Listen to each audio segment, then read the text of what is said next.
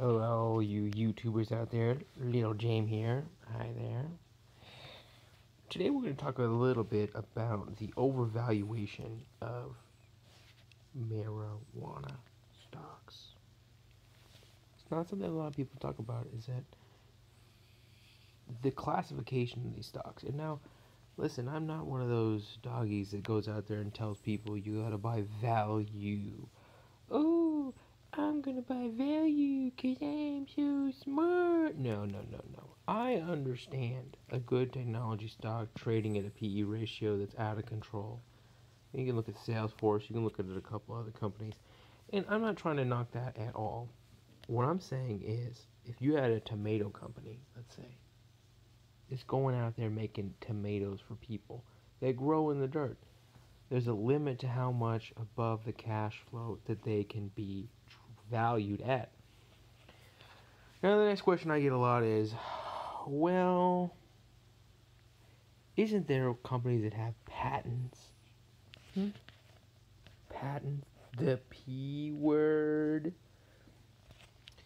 Now, let's say these patents do make a product that some special e-vape juice for the children's. Actually, I'm a full-grown doggy, so I don't really know how all that works. But for the children's, wouldn't they want some sort of e-vape that's lickably good? Mmm, lick it all up. It's so tasty. No, that is not what they want. Not at all. Okay? Even if they did want it, what premium would they pay for it? Would they pay 25% more? 50% more? Well, it's a hard sell when you have the same product that does the same stuff.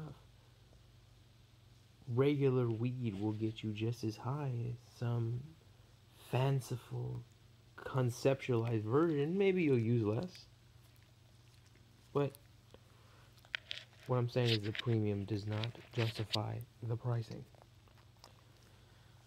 Let's go over another point of this. A lot of companies are trading in Canada.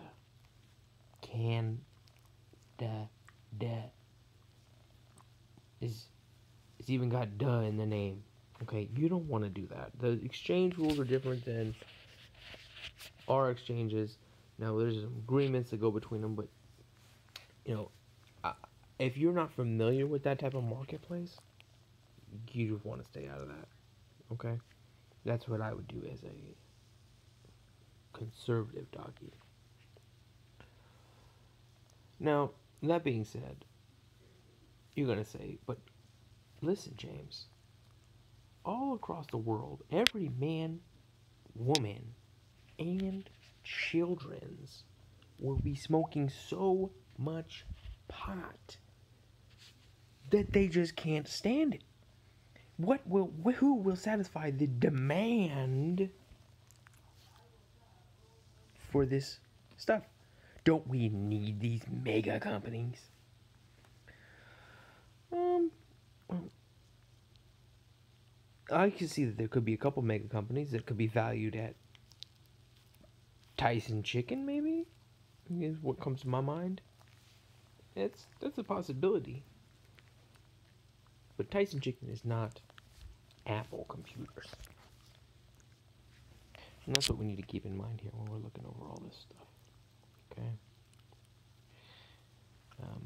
Next question on the podcast. Let's check this out. Just click on this. Question 7. Do I short marijuana stocks? I have thought about it at the points when something like Tilray was really out of control. At 120, is in the 150 range. I had thought about it, but I just wasn't in the position to actually do that at that moment. I had some other investments that I wanted to see play out before I would do something as wild as going. And of course, there's always the bigger fool theory. There could be another doggy that says, "Oh, I think 120 is good," and then he blows me out of the water with my short position, and that's just not what I would want.